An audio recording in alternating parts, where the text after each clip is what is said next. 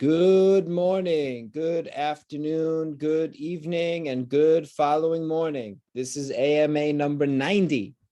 Today is April 21st, 2022. I'm here with my co-host, Rabbi Avi Baumel, who is coming from Caesarea. And today we have a fantastic guest who we've gotten to know in the last month or so, Tamar Jacoby, who's just a journalist, nonprofit executive, and she's been spending some time with us, and we're going to talk to her, and she has some great stories. So good to see you, Rabbi. Chag Sameach. Oh yeah, Chag Sameach. Forgot about that. Moadim l'simcha. I forgot it was. I have well, to. I forgot well for the played. moment it was Passover. It is indeed the sixth day of Passover, and tonight we are starting the seventh and final one if you're in Israel. But of course, outside of Israel, you've got another one. Although we in Israel have a 2-day Yom Tov because it goes into Shabbat. So we're all kind of in this together. Crazy. It is crazy. So we are looking forward to, I'm not really looking forward to matzah. The truth is the last matzah I had was on the Seder night. I haven't been eating that much matzah myself. Oh, it's not, it's a poor man's bread, as I hear. Yeah. Anyway, so we've been enjoying family time. Oh, nice. Very nice. Yeah. Family's doing well. My daughter is back in the army for Chag, but we got to see her during the time. So all is good. What's been happening? Oh, let's talk about the Seders, huh? That was intense. I don't think we've ever had that many Seders all at once on Chag. Well, if you think about it, we had 5 Seders, and we should talk about that a little. But really, we also had one Seder here last night, and we had a Seder before the Seder. So altogether, the JCC this year, and you had a Seder the second night. 8 Seders. 8 Seders, 6 in the building, 5 on the first night, 1 before, 1 after, and the second night had a second one in the building. So 8 Seders, unprecedented. That's a lot of Sedering. It's a lot of matzah. Let's talk about that for a minute. And of course, our main topic today will be Ukraine, obviously. Yeah, we can start with the Ukrainian Seder. How crazy is that? That was pretty amazing. I want to start with the Seder at the border, the pre-Seder. I want to go, as I like to, in chronological order. So Tuesday night before Pesach, we had a Seder at the border at Shemesh, together with the organization Natan, who are an Israeli organization sending volunteers, medical volunteers, psychologists to crisis zones, including Ukraine, and with UJA, our good friends at UJA. So together we had a Seder, and we brought the 30 rabbis that were visiting us, 30 Reform rabbis and a couple cantors, from all over the US and Israel. And we had a pretty cool time. About 120, 140 people had a pre-Seder Seder. The rabbis had a fun time. They were singing, they got into it, they brought out the guitar, they were dancing. There was a lot of fun activity on that Seder. And it was cool that it was for basically, humanitarian aid workers, and Israelis were there, and a whole bunch of different people. It's kind of interesting. It was very nice. It was a long day, but it was very, very nice seeing what we were seeing at the border, seeing these people who had fled the war, and then even some of those refugees being with us at the Seder on Tuesday near the border. But Tuesday was practice for Friday, and Friday on many levels was just really a powerful day. The idea of continuity, the idea of community, the idea of freedom, the idea of the peoplehood. There's a lot, really a pretty intense day of to be a Jew at the JCC in Krakow. Well, continuing your chronological theme, it was quite symbolic that at 5 o'clock we had a Seder for children and a separate Seder for survivors. And right. That really was emblematic of what the JCC is about, Jewish community. And everyone kind of has to have a different time period in order to fit everything in. And I was upstairs and you were downstairs, and it was quite beautiful, I thought it went very well. Well, it was actually really nice also is that we had, usually Pani Zosha and I every year do the Survivor Seder. and we had about 20 something of our seniors. But this year we had one of the rabbis was with us because he missed his flight.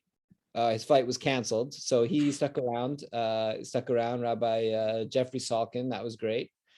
He was with us, and there were 3 student rabbis from HUC who also were with us, and they helped me with that. We're at the Seder, and then helped with the Survivor Seder, and then with the Ukrainian Seder after. So, Jonathan, I don't think you've had this many rabbis and this much rabbi time within the period of a week in your life.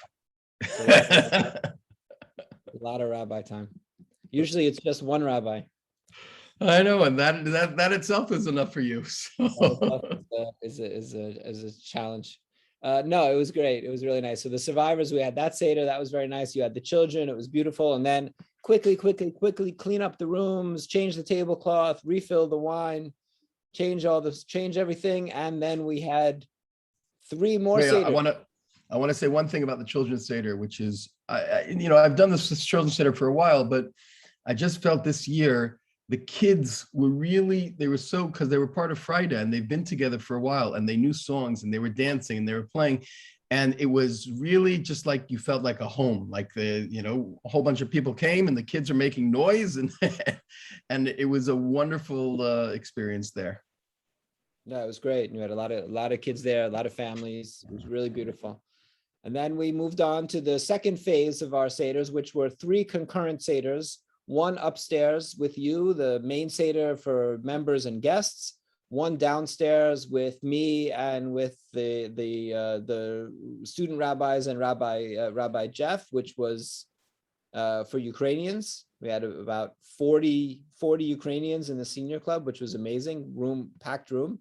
And then the students had their own Seder in their Hillel. The Hillel students had their own Seder in their Hillel club. Open it. It's much more manageable. If I had 35 and you had 40 and the students have 20, if you put those 65, 70 people together in a room, it's impossible. A Seder that has more than 30, 40 people, I mean, it's nice. You can eat some matzah, but you can't really get something meaningful done. That's my experience. Yeah. So that was pretty, that was something. And then last night, so those were 5, 6, 5. Then you had the next night. You had a small second Seder.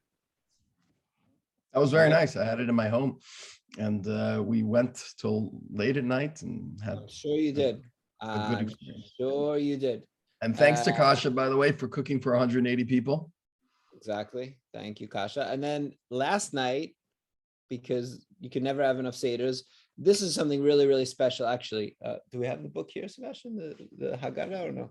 So we have created something really, really nice, which is a women's Haggadah. Not we, our Kol Isha women's group came together as part of this international program with JCC in Palo Alto and Ramat Sharon, and they had their project. What the women decided was to create a Haggadah. And they, over the last year, created a Haggadah, and we printed and published it. It's in Polish and English. And to celebrate their Haggadah, they held a Seder. There were about 28 women last night that came together and used this Haggadah and told the story of Passover from a woman's perspective. It was beautiful. I'm so proud of this project that they did that and had the Seder last night and really good turnout. It's very cool. Yeah, I glanced at the Haggadah. It's really beautifully done. They put in a lot of effort, and they had different comments and themes, and it showed that they really researched it. So, congratulations to them. Oh, there it is. Look at that. Very nice. It's got a little JCC green there too. So just we know where we're from. Of course it does. So that was Passover. Also been very, very busy. Mentioned the media stuff because it was just massive for us. We're all right. I saw that piece on CNN. Unbelievable. Yeah, that was something. They called me. A guy. It was actually a nice thing. A Jewish guy called. He said, "I heard about what you're doing. It's amazing. I'm a producer at CNN. I want to put you on." So that's what happened. I sent him some photos. It was all just over the weekend, and he just knew the day before. And I had about 5.5 minutes interview on CNN. Talked about our response, what we're doing. Well, you're doing really important stuff when the news is coming after you, and that's certainly been the experience here. That it hasn't stopped from the first day that we started. It's just more and more. I mean, that, and to be, for me, obviously the New Yorker, the New York Times, for all of my issues with it, and we can talk to Tamar a little bit coming up, who worked at the New York Times, but to be always in the New York Times is like, the for me the highest thing you can reach. And we were twice in the New York Times, featured in 2 separate articles in 1 week in the New York Times, which was just unbelievable. And throw in the Wall Street Journal in the middle there, and a few other things still coming out and stuff. It's really, it's not about the media and it's not about the recognition, but it's nice for everybody to be recognized. And plus, people see it. I'll tell you what, I see the donations coming in, and what we're doing is very, very expensive. I mean, millions of dollars we're spending here. And we got, in an hour and a half from the time the CNN piece aired, we got about 50 or 55 different donations came in from random people. I just saw, because it explains how about what we're doing, and it's CNN.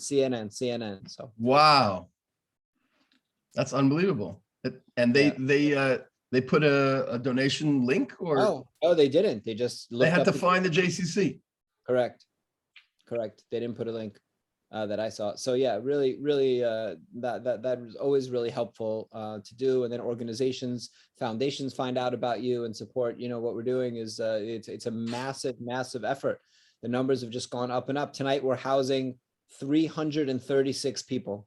And all day long, there have been, I would say today we're going to break the record of how many people. I think it's going to probably be 700 or so that take, and they all want food. The shelves, things run out and we have to replenish. And if we replenish and there's no food for a while, there's just toiletries and cosmetics, people don't come in. They don't want to only take things that aren't food. They need food. They wait until the food is back on the shelves. Wow.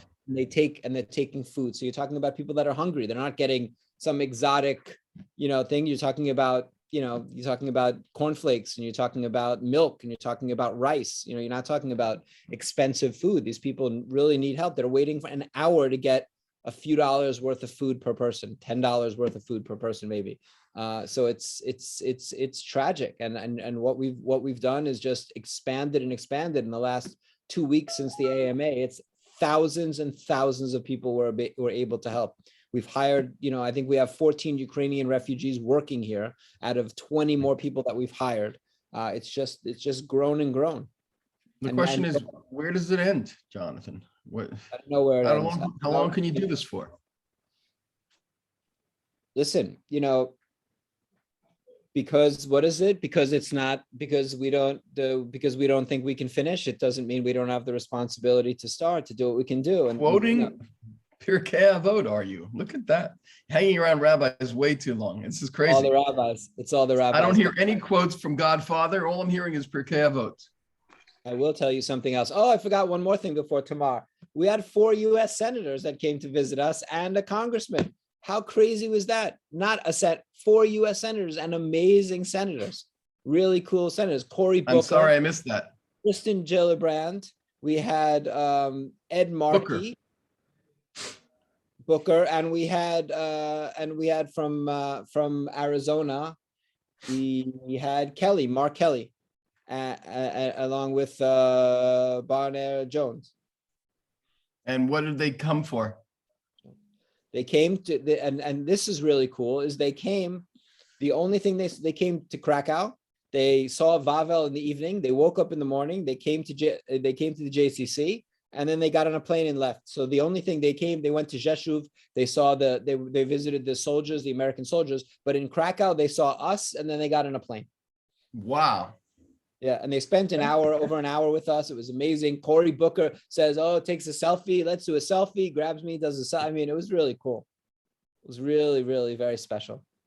Fantastic. Ken, you're waiting for the president to just come by. Well, it could be that a future president just did.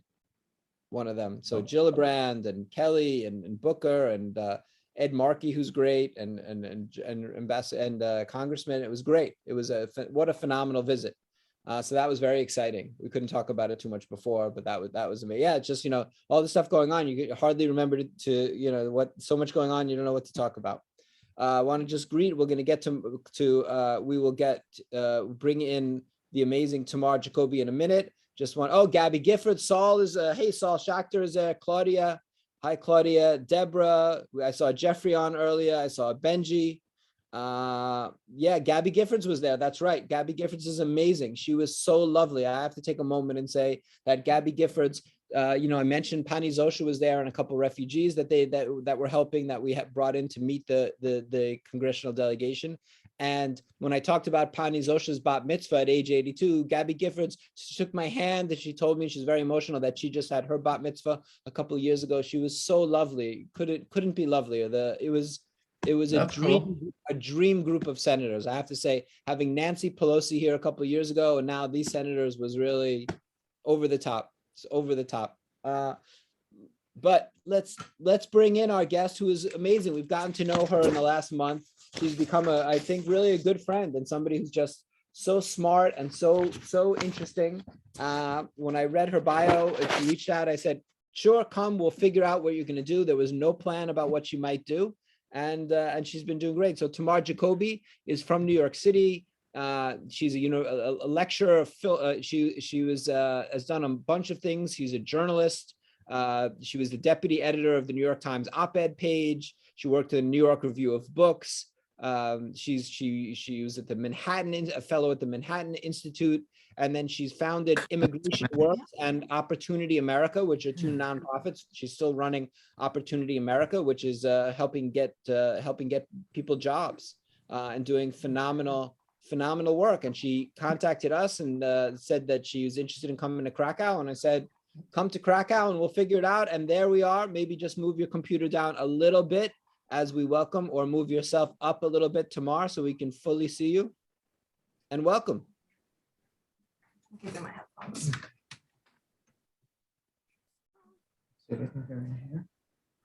We hear you. You do not hear us yet.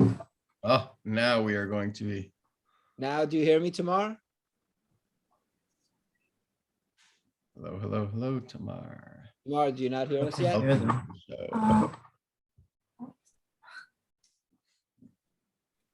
I'm sure tomorrow they'll get that figured out in a second. We heard them. I'm sure Ola, who's helping, will figure that out right away. But yeah. Where is Tamar? Tamar is in the building.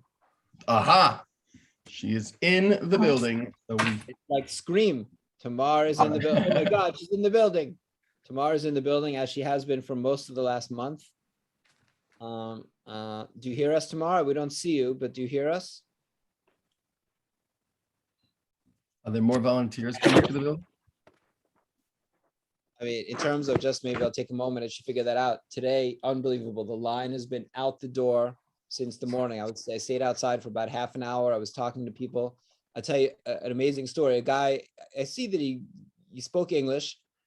He says he spoke to me and I heard an accent, and American accent. He tells me that he met his wife online, a Ukrainian woman. He met her online. He went there to get married. A month ago, he married her. He's been living there with her. And then this whole thing happened. They were near Kherson, which is like the first place the Russians took. And it took them a week to escape, to get out of Ukraine. And now he's sitting here in Krakow.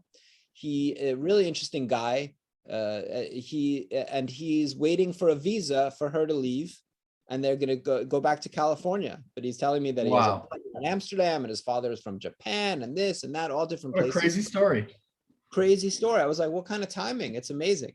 His wife is a pharmacist. His new wife is a pharmacist. And it was the first time he met her. They met online and he just went there a few weeks. He went there like literally right before the war started. They got married and then the war broke out. So the whole time they've known each other, they've been married and in a war zone. On the run. How did they get through? They got through because how did they get through to Poland? Yeah, like they bust and they took a car. Yeah, on foot. He told me. I said, it took me a week. I go, how did that happen? He said it was on a bus and a car and then on foot. It was unbelievable. The story was unbelievable. Crazy. I tell you what, I wish I could spend all my time outside just talking to people, and they're all. He was out as a guy. They're not, first of all, it's all women and children. He's an American. That's how he was able to leave, because he's American. But but it's all women and children. The kids are the cutest kids, and they're, it's tragic. It's just absolutely tragic that every one of these families, almost every one of these families, are families that have been torn apart. Tell me, did you add shelves to the Miadova room? Like I knew you guys were gonna upgrade it to allow for some easier shopping. So are you doing a shopping upgrade for, there's shelving and there's easy access for all different foods? Yeah, the shelving is everything. We closed it for a little bit yesterday to go set it up. But what we're really seeing is we have a warehouse full of supplies that people take a little bit of, but people need food. Food is really the key, and that's how it's changed the most. But yeah, I'm looking out, it's 4:20 today. For the last 6.5 hours, there has not been, the line has been out the door. Has been out of the gate. I mean, not out the door, out the gate for the whole time. So yeah, we'll see. We'll see that's that's really hard to see that they're just there for food with their kids, and I guess we just need to keep buying and buying and buying, and thank God you keep getting donations so that we can continue to do this. I mean, subsisting. There are people that are living in hostels and suffering, and so what are you going to keep the clothing there? Are they picking out the clothing, or are they just really going for the food? Taking the clothing still. There's still clothing, but toiletries and shampoo and diapers and all the rest of that as well. I think that at a certain point we have to figure out space. Maybe we'll split it. Maybe we'll keep one part of it in the building and move some out, just because it's so much.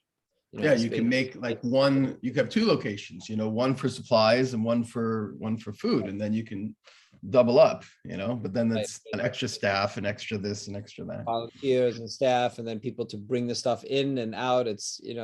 We're spread very thin. It's just hard to take more on than we have now. It's a incredible operation. Yeah. Are we reconnecting with Tamar? I understand that there was a problem with her computer. Yeah. Oh, now I see Tamar is back. Okay. Good. I guess we'll get to our conversation. No, there she is.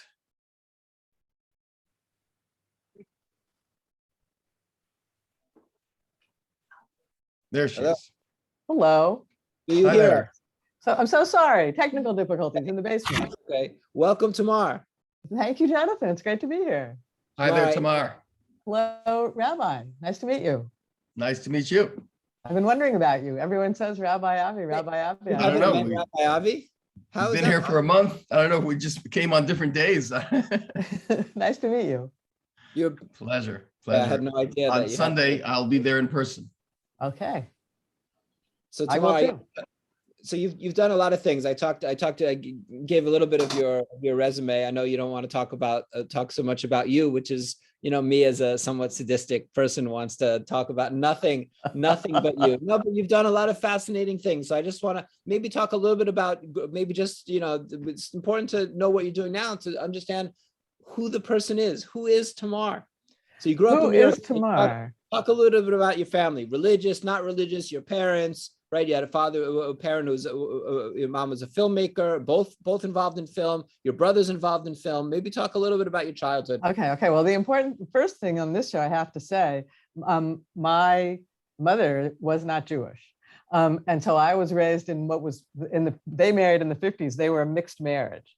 And we were brought up with no religion of any kind. We had a Catholic nanny. That was my idea of spirituality.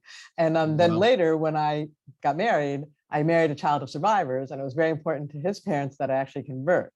So all my Yiddishkeit happened to me late in life, like in sort of, 30s, 40s. I learned Hebrew. I learned to conduct services. I had a kind of a rebirth as a Jew, not having had it as a child. So that's the first important thing to say about me, I think, in this show and in this place.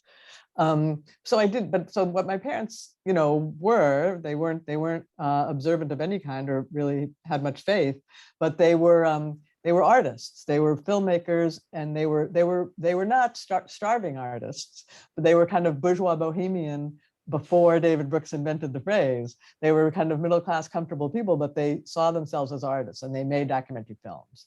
And Where'd you grow up? in New York City, mostly. Little bit of travel, but mostly New York City. You know, New York City is a really exciting place to grow up, and it makes you kind of a, if it doesn't crush you, it makes you kind of, I think, a dynamic person. So you know, you don't want to hear about my childhood, my adolescence, but as my early career, I was a journalist. And I worked for the New York Times, and I worked for Newsweek, and I worked for the New York Review of Books. And, you know, I guess I still think in many ways, even though it's not what I do anymore, I still think kind of helping people understand what's going on in the world is a really important thing to do. And I was the deputy editor of the Times op-ed page at a very young age. And so I thought that facts were important, but so was opinion. And so was the exchange of opinion, and how the exchange of opinion shapes what's possible politically. And so that's kind of my background. And I don't know, I'll stop there. You can ask me questions if you need to know more. No, I remember when I saw everything else, you know, so much going on, and you don't have the normal time to pay such attention to things that you might. And I just remember, getting this somewhat like random person who wanted to come, and I was like, oh, New York Times op-ed. I was like, all right, that'll be fun. Like, I'm sure we'll have a lot to discuss at the least. And it's been true. It's been a lot of fun. Maybe before, we were talking a minute about Ukraine, and I know that's what's really interesting to talk about, but I'll talk a little bit about what your day job that you took some time off from, which is a nonprofit that you founded in Washington, which it deals with employment issues, Opportunity America. So first, let me tell the story of how. So I was a journalist for like 20 years, 25 years. Worked for newspapers, wrote books, was always on the outside, the way journalists are, kind of looking in.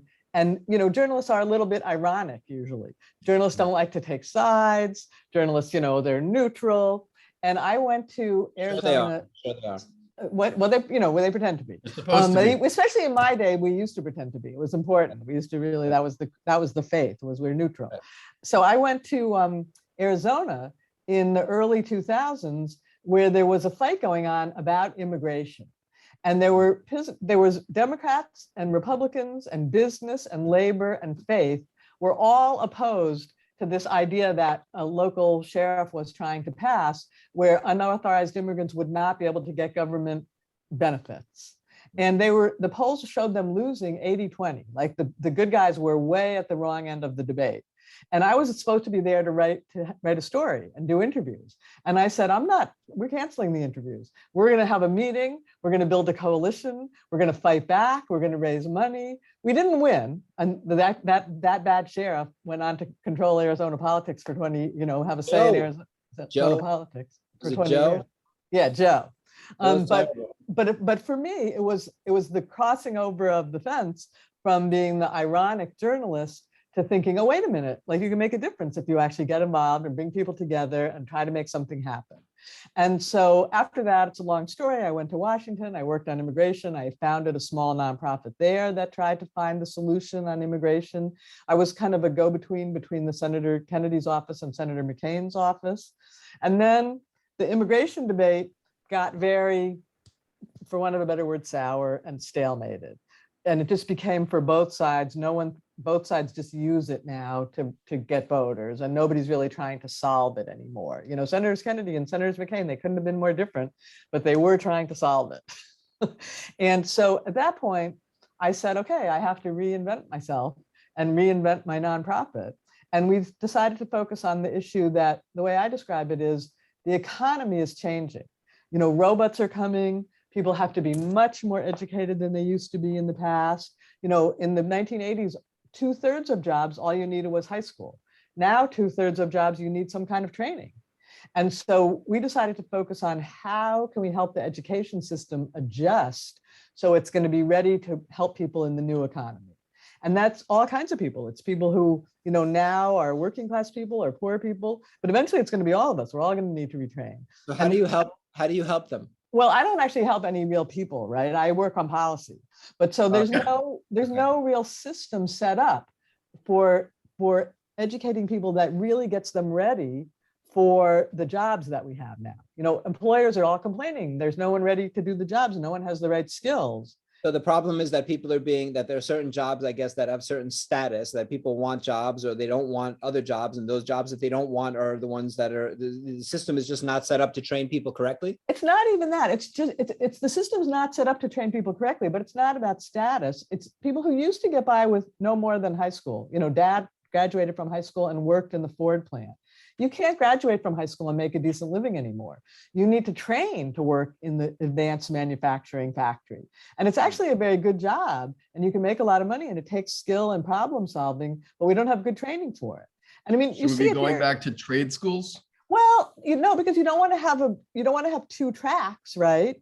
And every job needs problem solving now. Like in the Ford plant, you didn't really need to, in the old days, you didn't need to know how to problem solve. You just turned the thing when it came by. Now, every single job on the planet, you also have to be able to be a critical thinker and communicate with people. The jobs are changing. And many more people need both some kind of maybe IT skills and problem solving and communication skills. So we're not going to say, oh, you're going to be a technical guy and you'll never make it into the white collar. It's more that both the white collar guy needs some more technical skills, probably, because his job's probably got some technical IT stuff in it. And what used to be the blue collar guy needs some problem solving, critical thinking, and more skilled. Like you can't work in a factory unless you really know how to work a computer now. So trying to convince the education system to find the best things that are going on in the education system and encourage them, and then encourage policy to change so that there's room for this experimentation. So are you doing research and publishing papers, policy? Yeah, well, we do that. And then I help actual college systems. I help states figure out how to reorganize their community college system. And then I work on Congress. Like you can use your Pell. So Pell Grant is like a scholarship money, right? Like it's like a voucher. I can get a Pell Grant to get an associate degree in sociology, which has zero value in the labor market. I cannot use my Pell Grant to study a short program that will train me in IT, something that I can earn $100,000 a year. So like the setup is all set up as if everyone is going to go to four-year college and wear a white collar and work in an office. That's good if people can get four-year degrees, but not everybody will. So what are some of the other answers? Do you need to lobby Congress to change the legislation about grants from the top? Yeah, well, that's one of the pieces. You know, you have to do that. And then you have to work with the colleges. You have to find the colleges that are doing really interesting things and kind of give them encouragement and lift them up, like show that model to everyone else. And you have to do national research that shows like, hey, it's paying off for them. And I mean, there's a variety of tools that you use. But I mean, let's just bring the whole problem back to Poland for a second. You know, here are all these refugees who, you know, I'm hearing increasingly, we want jobs, but they don't actually have the skills that anybody needs in Poland right now, right? I mean, there's only so many cleaning ladies and there's only so many people who can work in restaurants.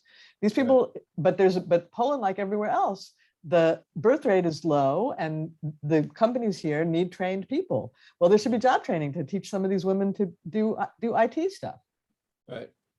It's the answer, and you know, it's the answer to like poverty and opportunity and people's needs is give them skill. No question. Tamar, you somehow got yourself here to Krakow and into our universe. And have talk about the last month. You've been here a month? I've been a month almost, yeah. You've been here a month. Maybe talk about, really, I guess you've been in Krakow. I mean, you traveled a little bit outside in Poland, but Krakow and the border area, and then inside Lviv. So let's first talk about what you've been doing in Krakow. So you were kind enough, the JCC was kind enough to encourage me to come. And you said to me on a phone call I was in Washington, you said, come, you know, maybe you'll sort boxes, maybe we'll find something better for you to do, but, you know, go ahead, come, we'll find something, you know, we'll find some way to work together.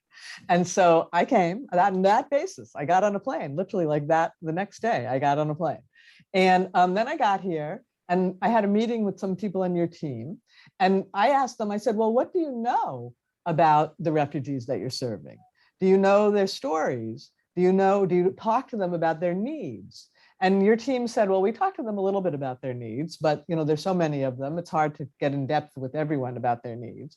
So I said, well, what if we did a project where I interviewed several dozen, maybe 30, maybe 35, maybe 50 of the people you're serving to find out more about them, both so we can tell their stories. They've been through this horror and they're experiencing horror and they want to talk, and also so that the JCC can serve them better. So I've been coming every day to either to the JCC or to where you house them. Sometimes I go to their apartments or their hotels, and I interview usually 2 or 3 a day. And at first they're not sure they want to talk. And some of them are sort of, I'm in a hurry, I don't have time to talk. I can't talk about the war yet. I can't face the war. But then you ask a few questions and usually it comes pouring out. They want to tell you the story and they want to be heard and they want to process the story. And, if you think about it, what you feel when you're in that situation is alone, right? Like you're struggling, you're alone. The world is horrible. How do I cope? They seem to like telling someone who isn't in that situation what they went through and being heard sympathetically. And I don't pretend it's therapy. I'm not doing therapy. I wouldn't even try to do therapy. I just listen, really. And then at the end, I ask them about what do they need from the JCC and what do they need from other service providers as a way to give you some just data on what maybe, are you doing everything they need or might they be doing something different? And we're coming to the end of that project. I don't have any conclusions yet, but the stories are very powerful and, some days overwhelming. I mean, some days it's like I sit there and I listen and I can hardly even listen to the stories, let alone how could these people be living through them? Can you share a couple that have been surprising for you or memorable for you? Well, I can talk about the one this morning because it was so vivid, right? Sure. So this is a 50-year-old woman who worked as she was kind of a building administrator, like managed a kind of apartment complex in Kharkiv.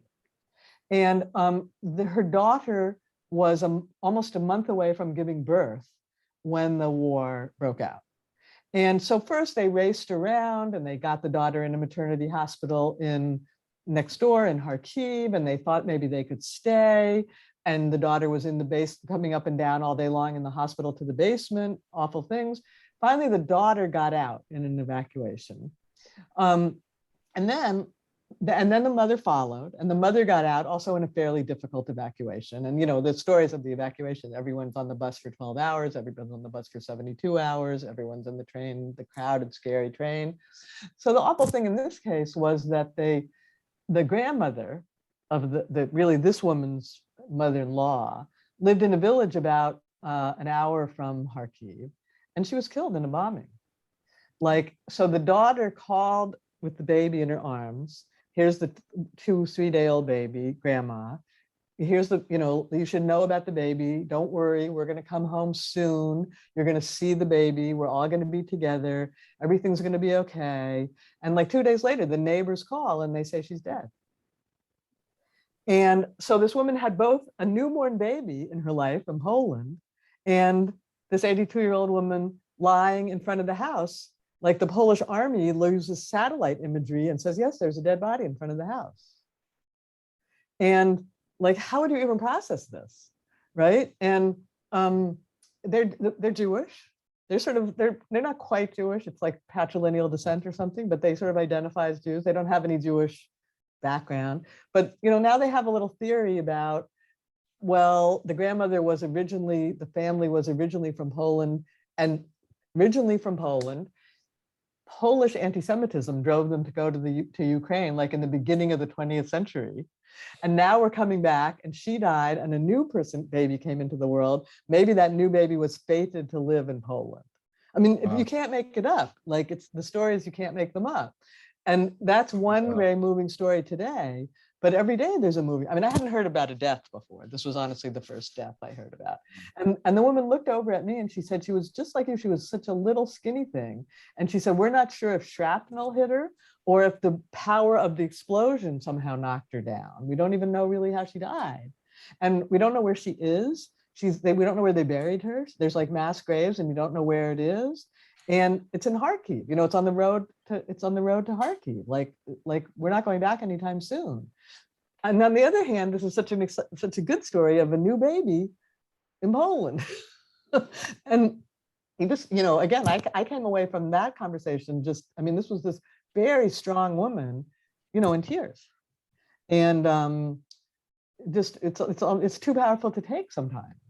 So I don't have a good answer or like a kind of, wow. Yeah.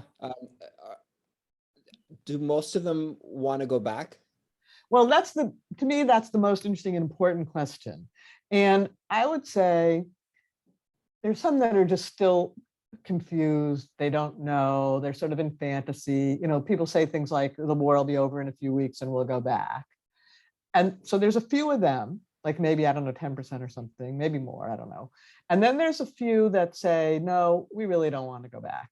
Like there are going to be mines everywhere and it's going to be dangerous and it's going to take 10 years to rebuild the country. And, by the way, like I'm a dentist and I want to work as a dentist and I already have a visa to go to England. And there's, I don't know, maybe 10% of them. And then there's most of the people in the middle. And again, I don't have the shares right, but who say, well, I want to go back, but when? And I don't know. And I mean, one man said to me, I don't know what's going to happen tomorrow. I don't know what's going to happen today. I don't know what's going to happen tomorrow. I don't even know what's going to happen this evening. And they're all living in this. I mean, that's the hardest part. Remember, what I remember is at the beginning of the pandemic when we all didn't know, like, what's going to happen today, what's going to happen tomorrow, what's going to happen this evening. And these people are all living in that suspended whatever. And again, some of them, especially ones that have a skill or a small child really, often seem to see, well, life might be better outside. Like it might be hard to go back. It's wrenching because you're giving up your country, but there are some that see that. And then there, a lot of strong patriotism. I'm sure you asked every single one of them, what's your most pressing need right now? And it's changed a little bit. So, again, I've been here a month. I think what they really need right now, I'm not bringing this back to me, but they want jobs. They want to work, they want to support themselves. And they all tell you this story about there's all these women, everyone's looking, there are too many people looking, they're all women. There are no more jobs, there's some jobs for men, but there are no jobs for women. And they don't have the language and they don't have any skills. And so like they want jobs, but there's a long way from where they are now to getting jobs.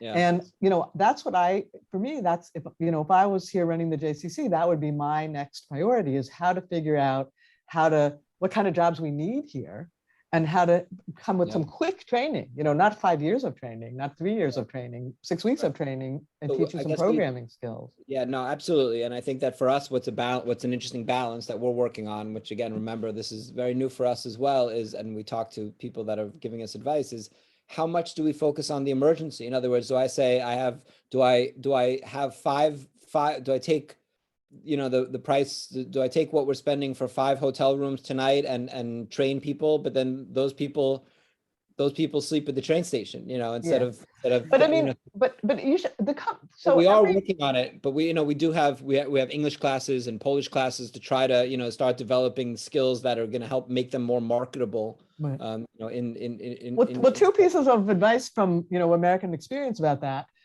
The employers need people too, right? So especially like in the IT world. So you should come up with a way where you're not paying for the training, where they're paying. They need the workers. Really in the IT industry, it's the biggest need. For a little bit of training, you can have somebody who's useful. So work out a deal where you're paying half or you're paying a quarter and they're paying most of it. And here's the other tip.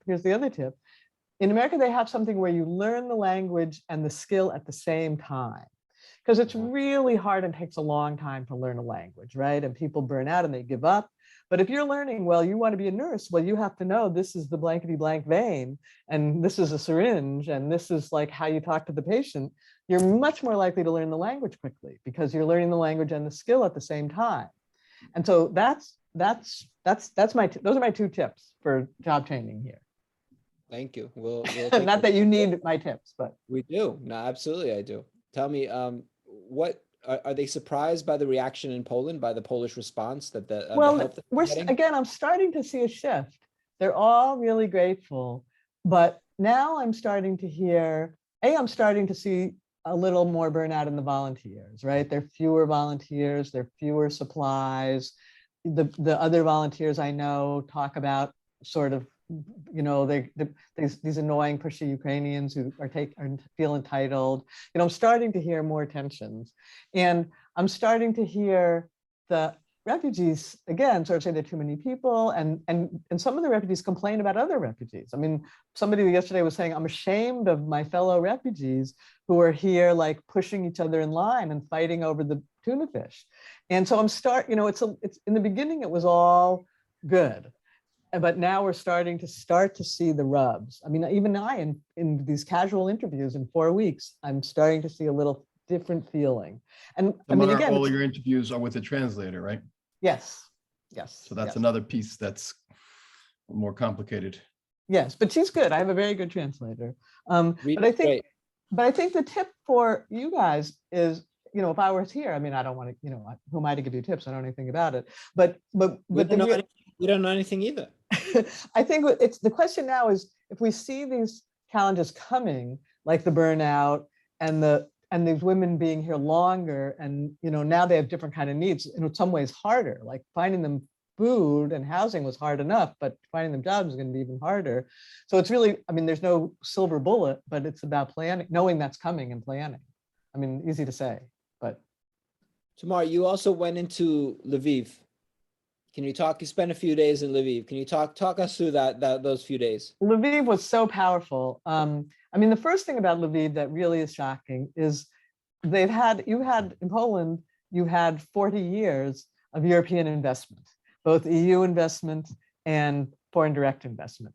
And they haven't had it in Ukraine. And so they look sort of like the same. It's like you took the same city from 40 years ago, and in one you invested and the other you didn't invest. Right. A larger, grander, more decrepit Krakow. And exactly, but without so many modern things, right? It's just, you feel like it's a civilizational difference almost. Yet I was there last time I was there in May. I went to a supermarket with Kasha, and it was the grandest, most well-stocked, best supermarket that I'd ever seen anywhere. Well, and I don't mean in Poland, I mean better than the United States or any European country.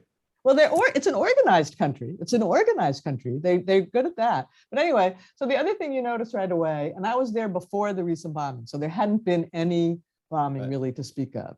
But you still knew that you were in a city at war, because there were the checkpoints and there was the curfew. And I'm in my 4-star hotel, and at 4 a.m, I have to go to the basement, like the alarm sounds, and I have to go to the basement. So it becomes clear very early on, you're in a country at war.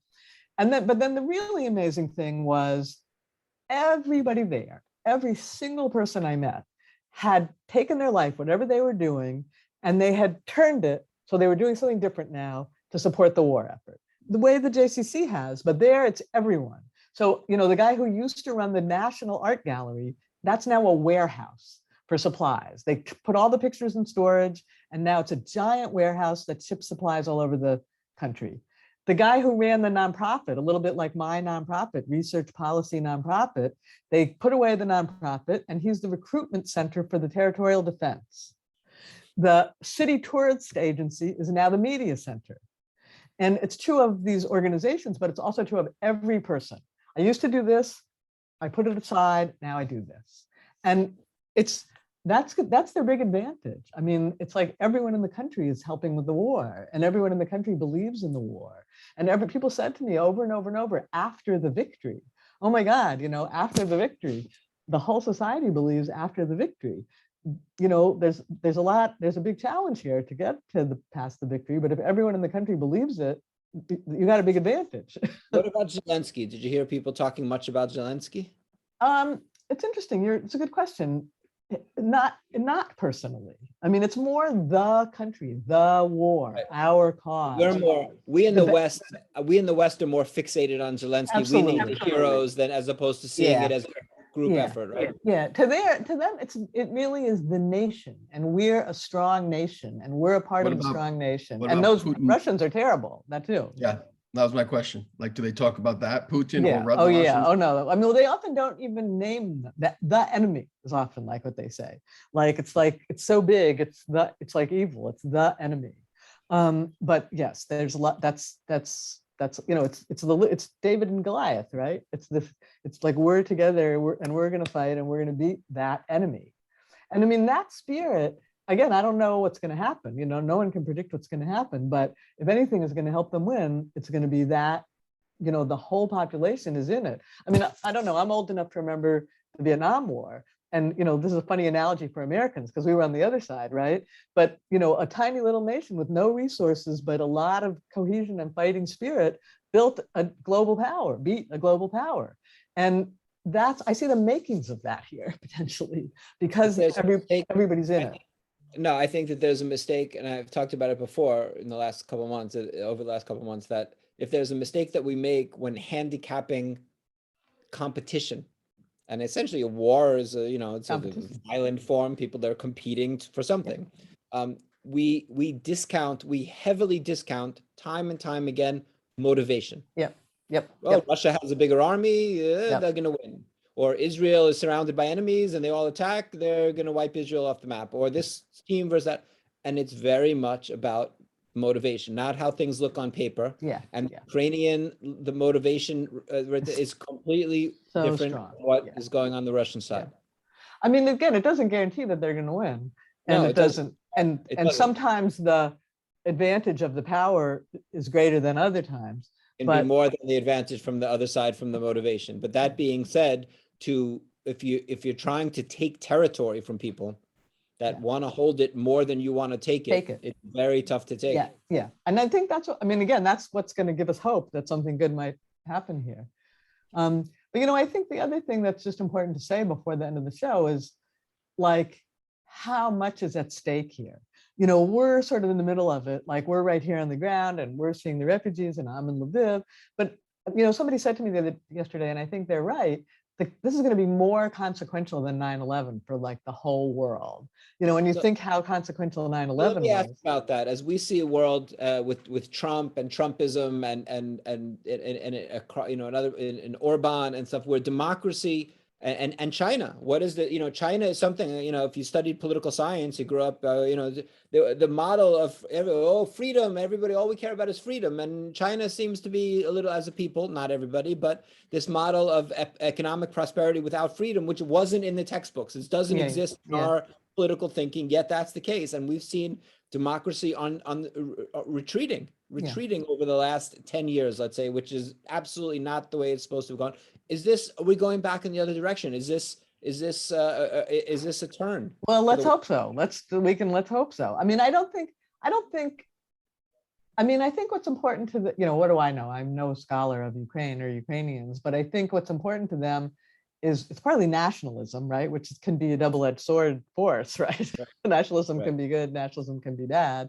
They want freedom. They want freedom from the Soviet or the Russian bear. What democracy, is that a real thing yet? I don't know. And the West, is what the West is coming together around really democracy, or is it just poles of power? It's sort of hard to know, right? But that's all going to get. We're going to be talking. This is the beginning of the next 20 years, right? This is like not something that's going to end next week, like whoever wins in Donetsk. Like the isolation of Russia and the sort of reconfiguration of the West and the East and this part of the world. We're just at the first minute of that, and that's going to be a big thing. What surprised you, Tamar? What surprises me? What has surprised you? Yeah, what surprised you in the last month? So much. I mean, first it was all the good things. First it was all the people volunteering. It was the amazing good spirit of the volunteers. It was the resilience of the Ukrainians. It was the fact that the Ukrainians are doing as well as they're doing in the war. But I'm worried about how it's going to play out as is this good first honeymoon moment?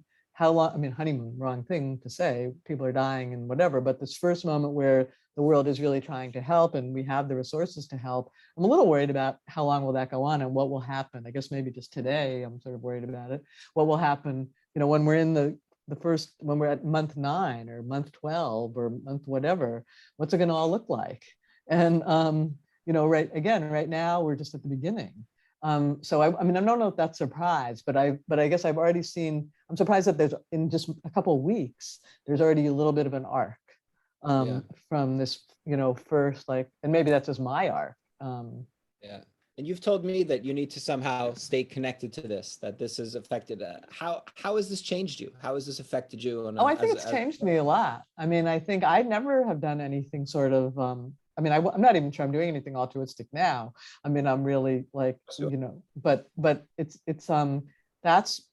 that's very powerful thing. And seeing all these other people doing something so altruistic, that's very powerful.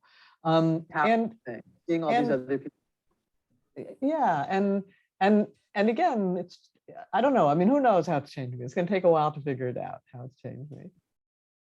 Fair enough. I hope we have I'm very excited about these vignettes, about these stories. You've done these interviews with people, and as we have some good ideas about what to do with that. And I think just hearing that one story, which I haven't talked to you about that many of them here and there. We sent out a few. I think maybe 3 or 4 I'm familiar with, but not anymore. And I'm intrigued to hear more and to work on this. And I think that this is something that it behooves us to try to put something out, put your stories out there soon. Well, I appreciate the opportunity. I really appreciate the opportunity to be here. I literally would not be here except for you kind of encouraging some stranger on the phone, come and unpack boxes and maybe it'll work out. So I really owe you a big. I believe what I said. People think I forget everything, but I only pretend that I have a little Columbo thing with the memory. I think what it was that, listen, if you want to come and just, unpack boxes, but I think we'll find something a little more related to who you are and what you've done. Yeah, that's exactly what you said. That's exactly what you said. And it got me here. And I hope we found that. And I hope, I mean, even, never mind even my storytelling, I do feel that for these people, the chance to tell their story is a big thing. Like, it's just really helpful to them. And they don't want to say, I want a shrink, they don't want to say, I want psychological help. They don't want to, a lot of you see here over and over and over again, someone else needs it more than I do. I don't want to ask for any more. But I think the chance to tell their story has been for many of them very powerful. And I'm glad I gave them that chance. It was a small thing to give, but. The strength that people have, the strength that solidarity gives them is something that we ourselves as Americans haven't really seen the past. I think people in polls that remember 1980 well, or these periods, or 1989, and different periods in history when different societies go through change or through moments of great trauma. And it can be war, can be one of those facilitators or the impetus for that. But I think we're seeing something that if Ukraine wasn't united the way it was, and if the world wasn't standing behind Ukraine, can you imagine how much worse? I don't only mean on a material level, but these people feel, well, oh my God, how can we help you? And they understand and Ukraine is united, and that how much strength that gives them, even not only those fighting, but those here on this side who are as important. No, I think that's right. Well, I'll end with a silly analogy. There was a movie where Tom Hanks was shipwrecked on an island. And at first he could hardly figure out how to deal with anything. And then by mistake, he gets a soccer ball. He puts his bloody hand on a soccer ball. And it looks like a face. Volleyball. It looks like a face. Okay, you saw this movie too. And that volleyball becomes his companion that gives him strength to get through the horror. And, when he gets frustrated, the volleyball says, as if it says, calm down. And when he needs strength, the volleyball says, here's some strength, just by looking over at this face. And I think that's in some way what the function of the helping is. Like, there's somebody in it with you. And that's really powerful for human beings. What's the movie? Do you remember? The movie is Castaway. It was on the. I was in Warsaw, and there's a TV which I'm not usually watching, and it was actually on like 3 days ago. So the volleyball wasn't much help at the end when he got back, and his wife had married someone. Okay, listen. Wilson couldn't do everything. Right, Wilson Tamar, got him through it. What are you talking about? Tamar, are you on Team Latka or Team Hamantash? Hamantash. Ooh, most people are like that. I like that. And Tamar, very important question. your 3 favorite films of all time. Oh, no, that's too hard. I can't answer that. I don't know. There are too many. I've been watching. Okay, here's what I won't go all time. I've been watching. So I came to Poland. What do you watch in Poland to try to understand Poland? I've been watching a bunch of Andrzej Wajda films. So I've watched like 5 or 6 Andrzej Wajda films since I've been here. And I mean, that's not exactly, they're all pretty searing. It's not exactly like, oh, feel a good movie, but I'm very deep into those. Starting, the oldest is Canal, and then Ashes and Diamonds may be the best, and then there's Caton, not the Caton I didn't Massacre. I didn't like The Promised Land, and once I will tell you that once I was doing I had back problems, and I was doing physical therapy in this hospital every day, and the person who was doing it next to me every day was Vida, and so we got to talking. You're doing something same time as everybody, you kind of get to know each other a little bit, and I'm talking about his films because of course, and I had to tell him that I said, I have to say, as a Jew, not only the anti-Semitism aspect, but I was like, The Promised Land for me, I haven't watched The Promised my Land. favorite of your brilliant works, Mr. Okay, well, I won't watch that now that you warn me. But the one But about I will have to get emergency question. Somebody is asking. Michelle Bannon, hi Michelle, a friend of ours. Is the greatest need money or volunteers on the ground? Money. The greatest need is money. We all Money. understand. We are spending unbelievable amounts of money to feed these people and help them, and these Ukrainian are friends, and to house them. And we need to make sure that we need the resources to do that. So no question, we have plenty of volunteers. We have more volunteers, although we appreciate people that want to come. We have more volunteers than we can manage. But we need money. So tell your friends.